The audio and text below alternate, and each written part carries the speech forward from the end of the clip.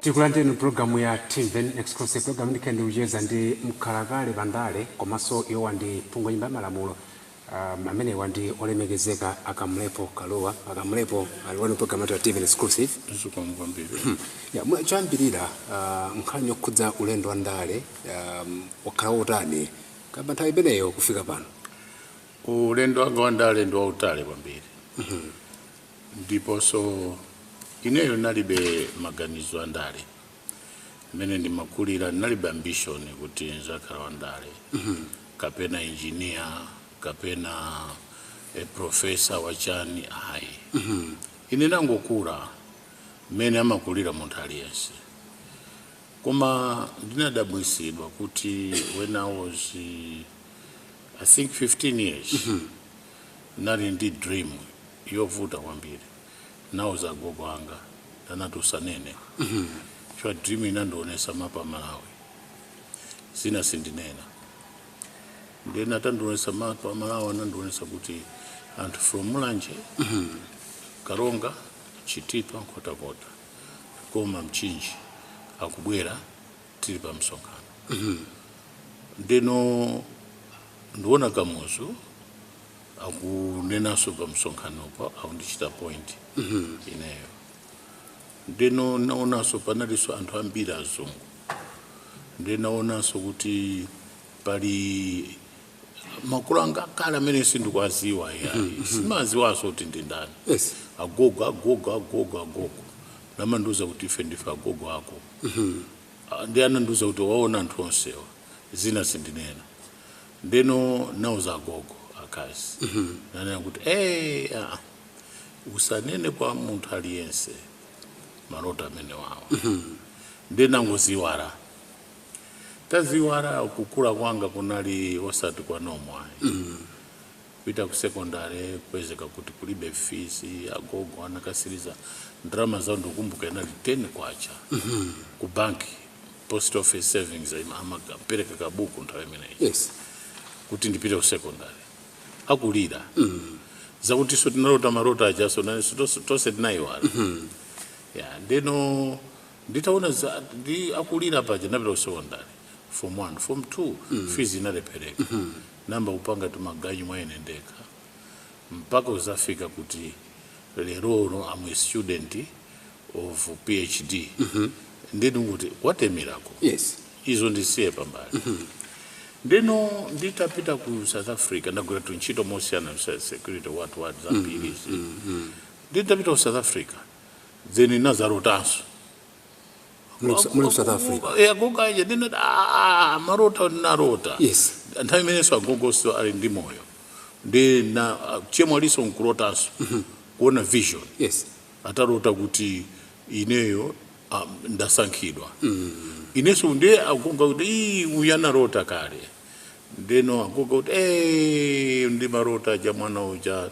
matasanene kwa anthu ndingonena modura ndeno kusapezeka kuti tayamba guru ku South Africa from nowhere napeza anthu ambiri anabwera mene naiya ndira maroto moja atabwera ndiona kuti tapanga guru nthawi imeneyo Malawi Democratic Party tabine mu South Africa ndi kusapezeka kuti Malawi muno mnali one party state article 4 ya constitution ya 1966 a republic constitution imanena kuti muno simuzakhalanso zipani zina apart from Malawi Congress Party one party state ndiye anthu ambiri amati bwanji tipange pressure group ine nakana nati what I've seen is a political party it's not a pressure group so I will not yield to you we have to continue with political but it's banned in Malawi said yes we have to fight on until we accepted it as a political party so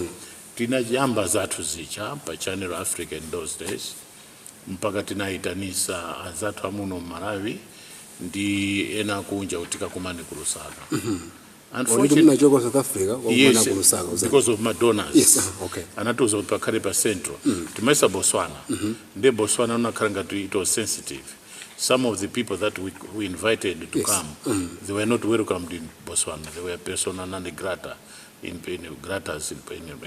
Botswana. Okay. So we chose Zambia as a neutral ground. So tinalemba makarata mbili koma ena nabwera ena nina kutambira nakana. The one that was outstanding who came to join us ndi Dr. Chakufa Chana. Ndamena nabwera kuchoka kulilongwe mpaka kusatira ife ku Zambia. Onde kutena kuchoka kumalawi banakana. Ambira nakana tinabakira nakana. Harry Thompson later nakana.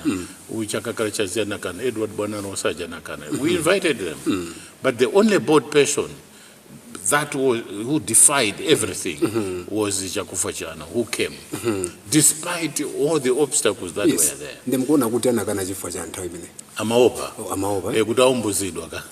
Amaopa. Okay. It was not easy in those days.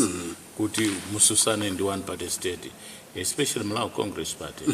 That was there. Okay, ndekuti anadziwa kuti mwayambisa ka pressure group.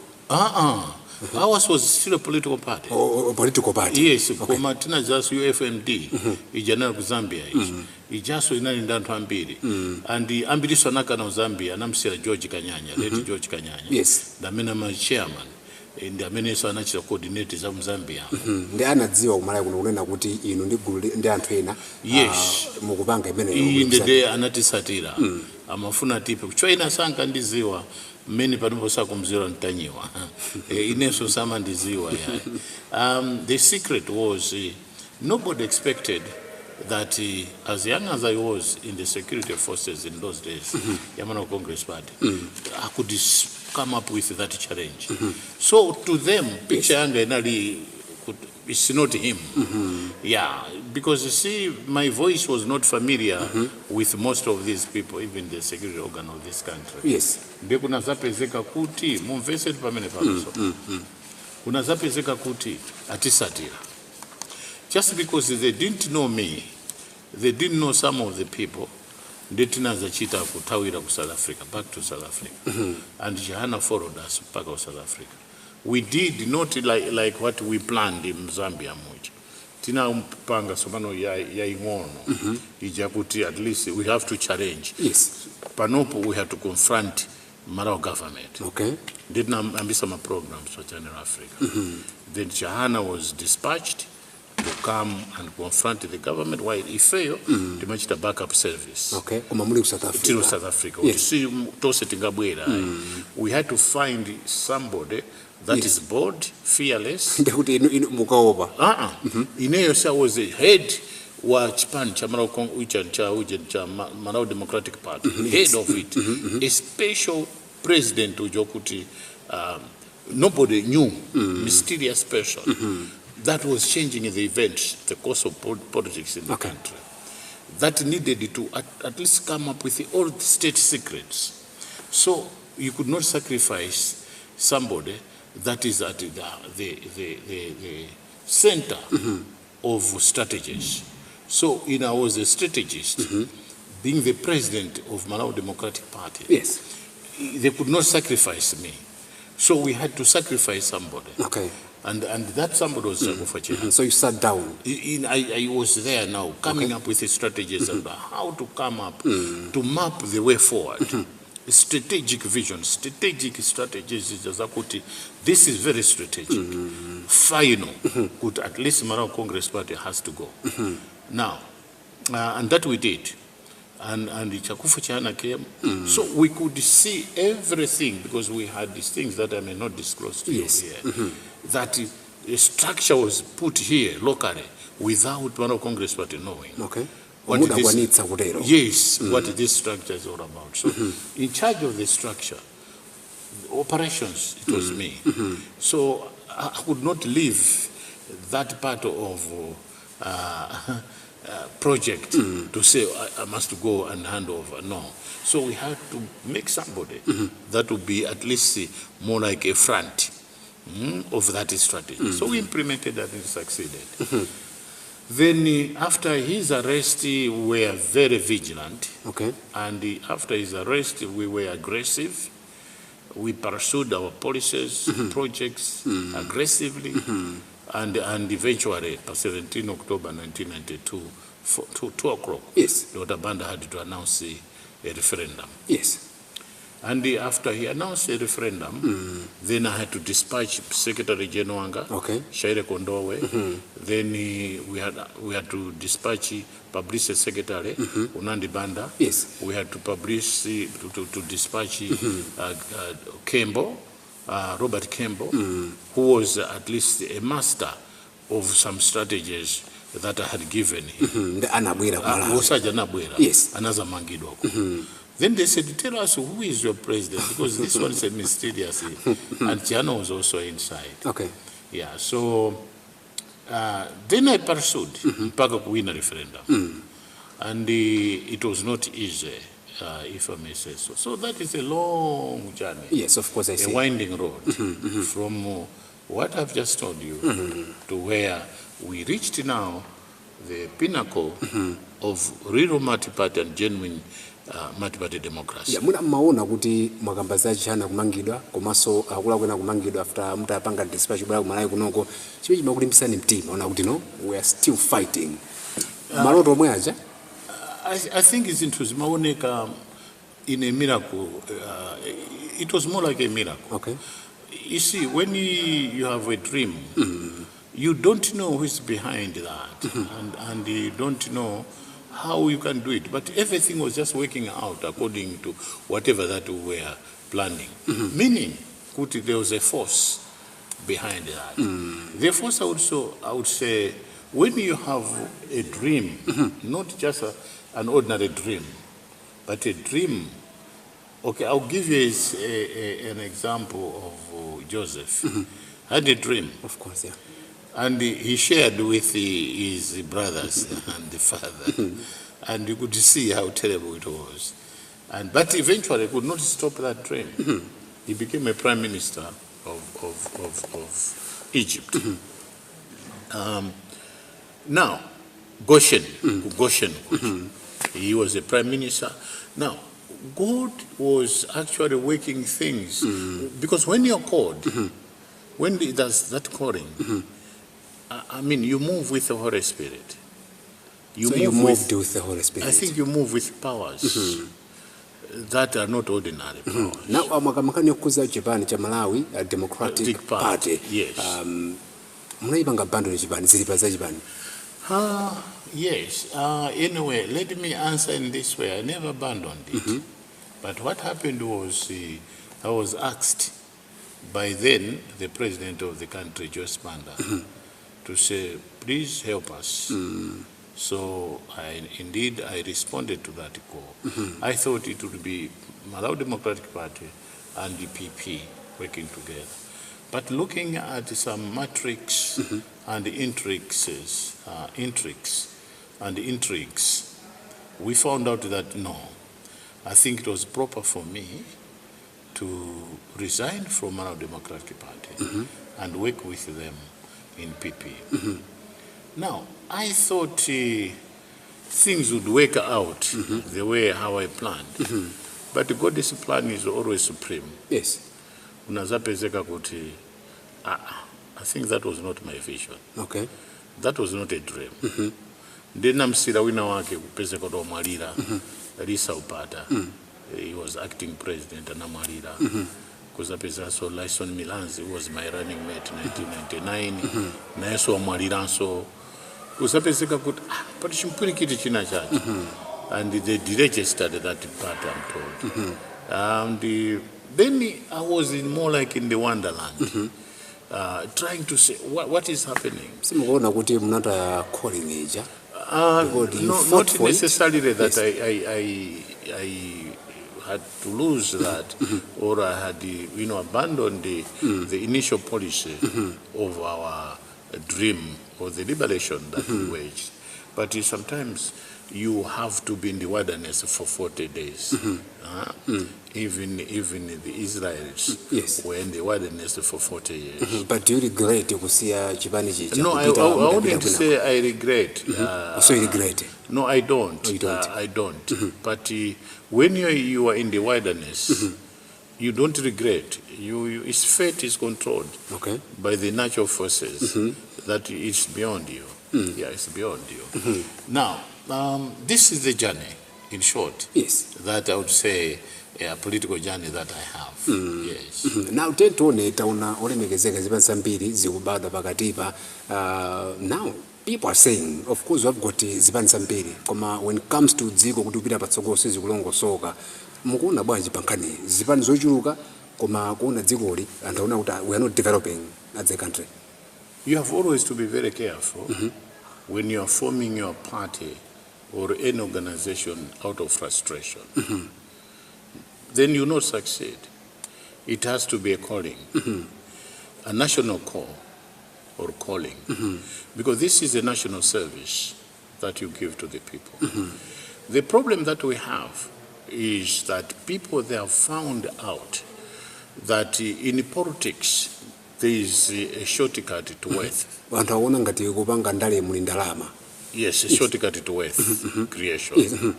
And they become now not politicians. Okay. They become job seekers and project seekers. So most of these people that you see now joining politics are either project seekers or job seekers. They're not politicians. So there's a difference. With a politician, it's a calling. It's a national service. Yes. You sacrifice a lot. You get exposed to insults. You get exposed to all sorts of torture. Extension. Extension meaning people would come and get money or something from you, or get something but that you're not even prepared to actually sort of give in. Yes. But because you are in that political environment, you are forced to do it. So project seekers and job seekers, these are the people that have flooded politics today. And I mean others are mundale. Yes. Yes, but not politicians. Because a politician would listen to the voice of voiceless, to the masses, because these are the people. It's your attribute when you are a politician. Yes. And not just an ordinary politician, but a politician that is called to do national service, national duty. And in the national duty, there are duties and responsibilities that you give to the people. Yes. That you give, and the national service delivery that you give to the people, that is strategic. But in the project seeker, the project seekers and the job seekers, they owe it to their masters. They owe it to those people who have at least interest in getting their support. You see, they don't mind about national service. Yes. Or service delivery. Ndekuti ambiri kwatu kuno kwandalewa ndi ma job seekers. Yes, and project seekers. Ma project seekers. Yes. How can you address this problem? Because it seems like it's a problem. Yeah, it is. It's a big problem because job seekers and project seekers, they mind with their project and money that they get from it. It's a shortcut to wealth creation. And job seekers, they want to maintain. It's more like they cannot be employed anywhere. It is the masters who are there employing them to do their dirty work. So that is why Malawi is in that problem. You have to have a national calling for you to appreciate the duties and the responsibilities that the people are expecting from you. Yes. Ndekuti nkhani yokuza frustration anthu akupanga zipani kumene out of frustration. Yes. Now tentione ndiphunga ina malamulo kuti makhanthawi yayitali kwambiri anthu ena kumanena kuti nthawi nake mwina aphungu you make decisions kunena kuti aukomereni. A good example nkhani yokuza olemekezeka mna kama nkhani yokuza kuti filling session ku Parliament kanyimba amakhale ma filling session ya aphungu khauka. I think I'm right. Yes, I did advance that. Yeah, now people are saying it seems like you don't even care about people as long as you munabuna pongo basi zachitika. No, I think people misunderstood. Yes. Why I say people misunderstood me? They are this or they are this. Yes. Capitol Hill could a filling station. That filling station caters for civil servants. But in case of needs, or a need for other. In case of a need, yes. Kuti ena kose kwa vote amapita kukato hilo kucha kukachita field. We wanted the same to be here. Kuti members of parliament should not be given ujeni preference ma filling station. And a member of parliament atilireni. Mafuna kuti and ordinary people abakali ndizintu zakuti azitira uje. It is a tradition even ku state house. Kuli ma filling station, more like a service station. Imene amatra magalmo tabom. Komanso amakaraso ndima filling station kunja kwa state house. Kumene pama pita galmo tabom. A police amakani ma filling station now. That's why petrol area 30. Ndia a police of area 30. Komanso antwena amagwera uzatira. So ineyo when I ndinane na kuti kukale ujeni filling station. Sikuna kusikondaye. Kuna kuti members of parliament, they should access it here. Komanso ordinary people can come and do the needful. For inari entire crisis ya mafuta. Yes, entire mafuta. De koma inaka kala environment ya normal sana kanena zibendezi. Chifuka efetima wona ma negative chabe. Koma ma benefits of it si kuti nanena zibendezi kuti fe we are special. Koma kuti mfana ntamona kanga ndikapena kuti mukangati ndinofunikira kwambiri kuposa anthu kunjako. You know in a situation of starvation anthu amanena zambiri. Amanena zambiri. Koma munelo odaba ona kuti sizinachitike zimene munkafunazo. Sina odaba. Ni manena kuti muno makambirana. Yes. Nyumba ya Malamulo ili ndi ufulu kukana kapena kuvomereza chintu. That's why amati deliberations and debate ku nyumba ya Malamulo. Mafuna anthu achite debate, achite deliberate. If there's a need, they'll accept it. If there's no need, let it be. So nthawi zina ukamafuna change kuti chikhalepo pamakhala anthu ambiri amene amachita resist change. Yeah, kuli konse anthu safuna change amafuna status quo. Because see anthu amazowerera status quo. And the environment imene Mulungu anauza ana Israel kuti makhalisa atu inapa nyamuka nipo mzipita shuka amanjoya kunali mapwevu Ninde mapwevu. Muda tipiteke ku break tikwaso ndino nabo tipiteke ku break.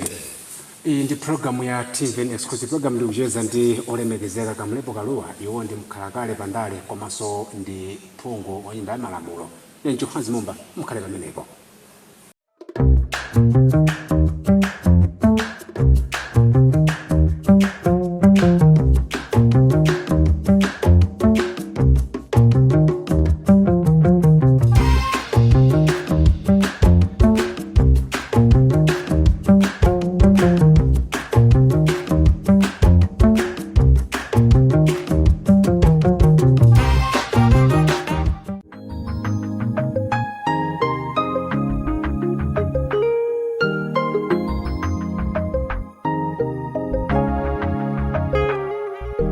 I'm abused in many ways, and I have learned to live with the pain. Every day is a rainy day.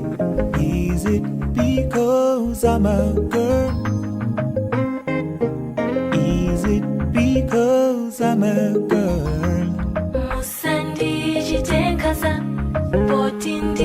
Somebody please help me break away from the hurting.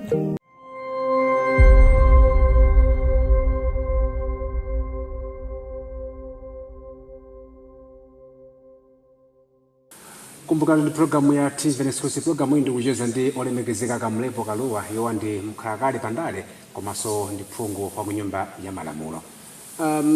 Olemekezeka mwakamba nkhani yokhudza ya mafuta ija kuti simunapange pofuna kuti khangati kudzikonda ngati aphungu. Ndinamakani yokhudza mafuta. Now you have been into different governments.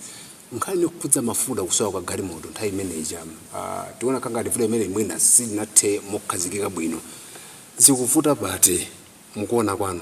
Ine ndakuza kuti marayi muno muli 3 types of how we look at governance. Yes. And the people that follow that governance. Could be job seekers that they go National Assembly or in government. There are project seekers that they go to National Assembly or in government. Then there are politicians that go to Parliament, kapena to government. Yes. Komanso of late I've seen Kutiso, they are hostile judges. Hostile judges. Yes, barefoot lawyers.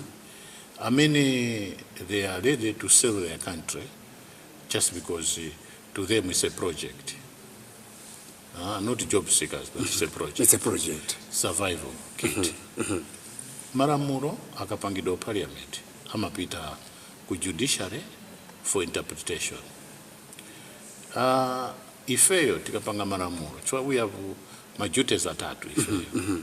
One is representation, 2 is lawmaking, 3 is oversight. But many judiciary is in one role, interpretation of the Constitution. And also, maybe I would say 2. After interpretation of the law, then looking at the fairness of society. So fairness of society is ngati inuyo marakulidwa. Mapira ku court.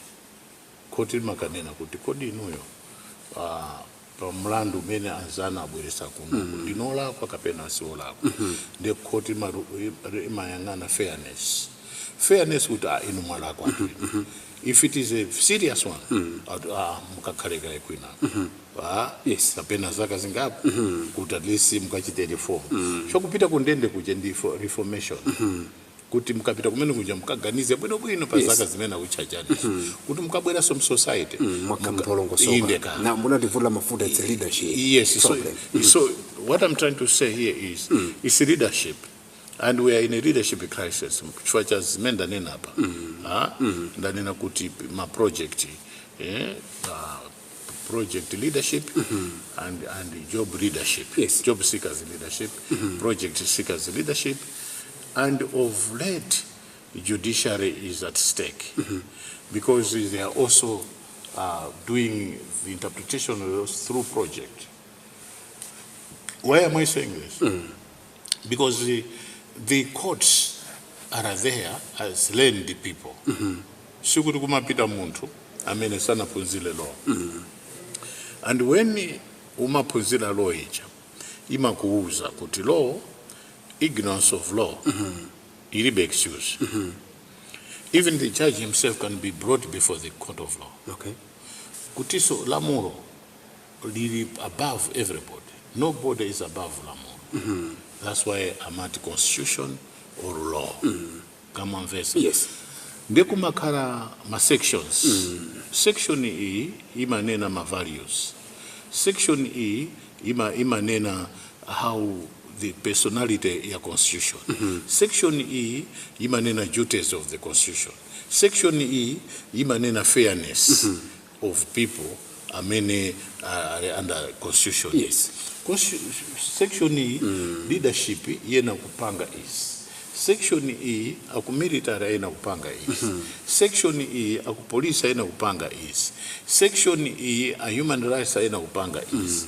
Section E a judiciary yena kupanga is. Section E parliament yena kupanga is. Executive yena kupanga is. And so too with the judiciary. Kama mfesa. Yes. They are at constitution. Ndamanena kuti maramuro wonse amene mungapange ku parliament kaya ndichano or laws or bylaws ngati maramuro sakugwirizana ndi constitution iyi ndoti maramuro wonsewo ndinalo ndikuti ndopanda phindu. Yes. Now I know kuti Section 5 you have a lot to say pakati mene olemekezeka koma now we need to move on. Nkhani yokhudza mwana kuti andala ambiri muna ndi ma job seekers komanso makamanga yokhudza ma project mbali imeneyo. Now how can you describe a job seeker? How can you know this one is a job seeker in politics? A job seeker is the one kuti mukagwirizana kupanga zinthu za anthu yalibe nazo ntchito. Iyeyo amasatira zimene leadership yamuuza. Ndikuti amatha kusintha even mene leadership kusinthira. How about kusintha zipani? How do you say on that? Kuno ndi ma job seekers ambiri. Okay. But they are also politicians. Chifukwa chakuti Thousand akaona kuti leadership hii ndia project seekers and job seekers. Amene politician ayena kutuka kuti ndikaone kumene kuli ndale anzanga. You see, so zimachitika zimene zifanya kuti leadership in crisis. Chifukwa chimene timapanga muno marayo ni chakuti we worship leaders and we don't respect leadership. There's a difference. A leader and leadership. Leadership is an organized way of doing things. Leader is a one-man show. So when you say one-man show, pamachuruka patronage. Patronage aliyesa mango fusa yes bwana, yes bwana. And zimene zinapa democracy under one-party system. And zikupaso democracy under one-party system. Now, olemegezeka, people praise you to say Parliament, speaking on behalf of your people and the country at large. But people are saying, olemegezeka Kamlepo Kalua now asinda zipani ndi too. Yes, ndasinda zipani kamoze from my party to PP. DPP similar way. Nditaona kuti ku PP I was mishandled. And naona kuti my interests of certain people, they were paramount above the interest of PP. Number conversion. Nditaiona mene kukalira nanena kuti I will not contest. Number conversion. I will not contest Chifuko naona behavior. A lot of people, they were project seekers and job seekers. Okay. They don't know that I was not fitting in. But however, I remained in the PP. They know tita tama ma zisango. But zambi zina siningate kunena. Because you know, ndale it teaches you if you're a leader, discipline and self-control. Osango nena mwandite kuti wewe basi ungonena without in academic world we say sometimes be critical, ethical, and use logic when interpreting the situation or answering. We need critical skills and understanding, critical understanding. And then nitaona napeza kuti I'm not fitting in. Kupipi. Yes. But I asked the speaker to be independent. So that's why I stay there. And another mumgwiza no coalition and the ambira ruboma. They formed the government. Ku DPP sinapita. Napita kurumpi kuti ndikauze sensitization. Ndikunali marara awiri. Marara ya DPP ndi rare imene napanga ine. First of all, usana chite move. Ask your people. What do you want me to do? Where do you want me to be in? Ndi anthu aja anene ma views awo. Ndi ngati anthu aja kutuma kutipita kwakuti. You also think about it. Sikuti makhala automatic. Okay. Ndi muda afusa anthu. Ndi anthu ambiri kumene kuja nati mlowe DPP. Okay. Let me think about it. Then I'm in the process of thinking. I'm in the process of thinking. Okay. What is going on? And I'm studying. Okay. You get what I'm saying? I'm studying the situation, political situation. Then naona kuti apa ndiye na kukhala munthu omvesesa kwambiri. Okay. Ndiye na kukhala munthu because article section 65 of the constitution you would don't cross the floor. Okay. We see another crossing. Peter cross the floor. Komaine as one of the framers of the constitution, I have to be very careful. Okay. Because that constitution was made, it's my product. It's my product. So being your product, how you do the production of it. Yeah. You once crossed the floor. No, I've never. From Manena, couldn't tell you picture, then you ask the speaker to become independent. Yes, but that was not crossing the floor. So it is allowed in the constitution. Is it allowed? As long as you don't go and join a political party, that is represented in the Parliament. That's what Section 65 is. Then, I'm studying the environment, studying the situation. kuti is it indeed crossing the floor or not. So being the framers of the constitution, I have to be very careful what I say, what I do, how I act. Yes, so not yet cross the floor, no. Okay, there is similar videos mbali nayo. Taonanso kuti olemekezeka Kalua muli ndi mwana Penjani Kalua. Yes. Meneso ndithu in politics very vibrant. Taona kuti uyute director of youth. How do you associate mukhala bwanji like mukhulupirira zina kuona sokuti ukusokhula ananga ineyo being ndakuzani kuti it was a national call or calling, and it emanated from a dream when nearly 15 years. Then sindikuziwa kuti what happened for me kuti paka ndikhale politician. Ndi anangawa ndimayesesa kuti akhale also independent thinkers. Ndisamapange chinthu ineyo chakuti what I want, I should do it. No. These are characters that I've given them freedom of choices and preferences. Or choice and preferences. I've given them freedom of association. I've given them freedom of expression. Because if I am a framer of the Constitution, or one of the framers of the Constitution, I should be mindful what we had put in the Constitution. Ndeno anangawa sindi mafuna uti nizwachita control. Chifua we at power. And the fresh ideas, sometimes I admire them. Because whatever that I do, they critique it. They come and critique. Yes, they come and say, Madara. Mundisiye. Yes. I don't interfere. Komande, ndimatenga a certain element ya advice how. Kuona kuti, I think anawa kunena zoona. Ndikamwana kenaso kankaza. Yes. Ka twin sister ndi amene yo. Kama kara very critical. Kama kara very neutral. Kama kara very critical, in fact, ndika powerhouse. Ona kuti sika onekera. Ndika powerhouse kopya. Ndika mene tosefika kama tiika hapa, nkunena kuti apa iwe ndo wafochera. Mimi fandima tima karanga tindi debate. My house is Parliament. Ya family yanga. Then sinma funa for and against.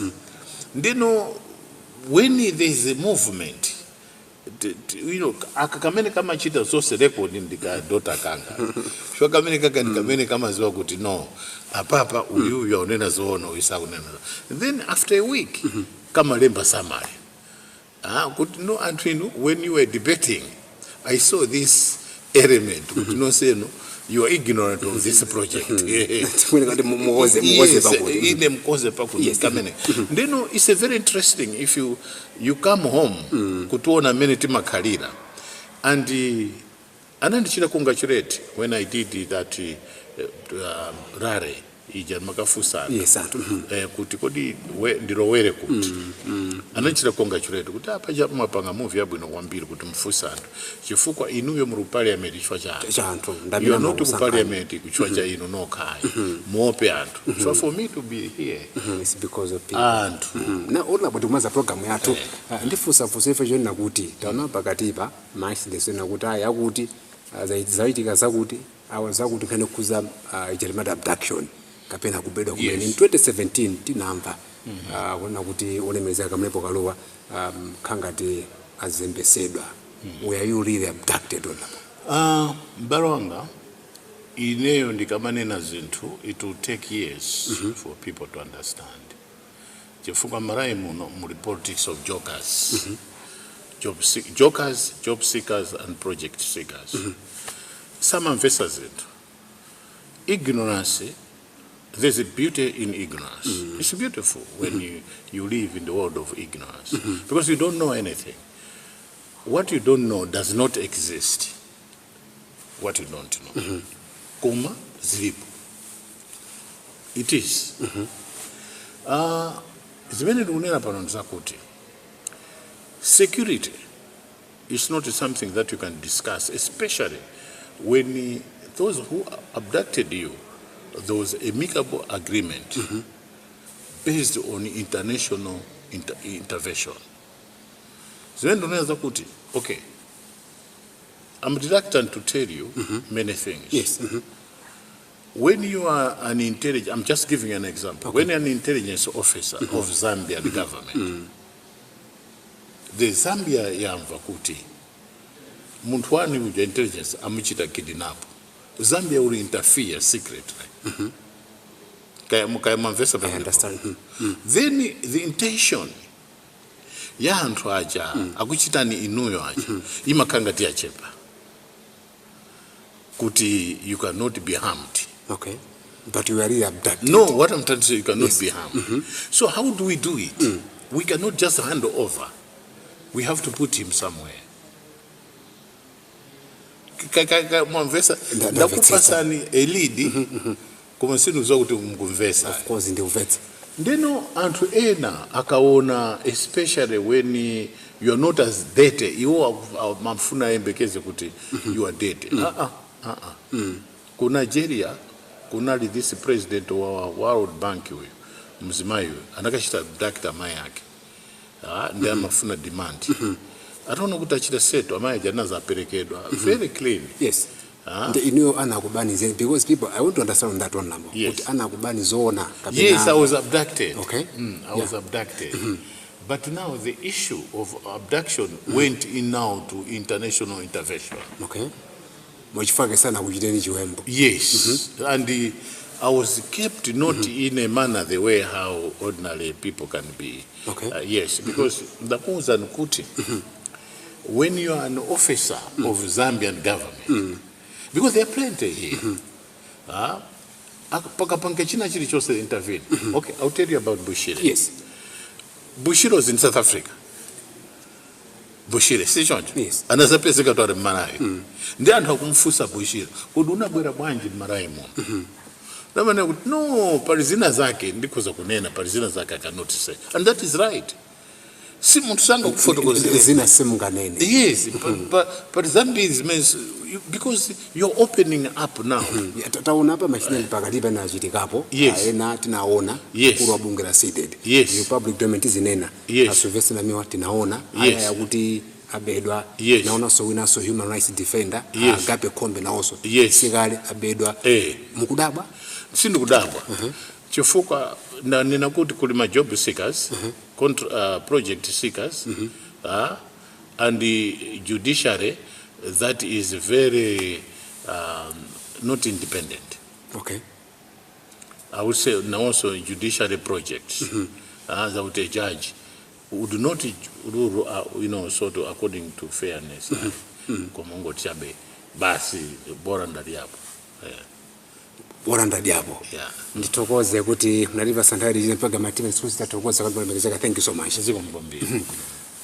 Tuleta maza programu ya Timveni sikusi programu hii ndi majeza ndi olemegezeka Kamlepo Kalua yowa ndi Mkhalakale ndale komanso ndi pungo nyumba ya malamulo. Enjo hazi mufika tsiku lina mwakomanonse.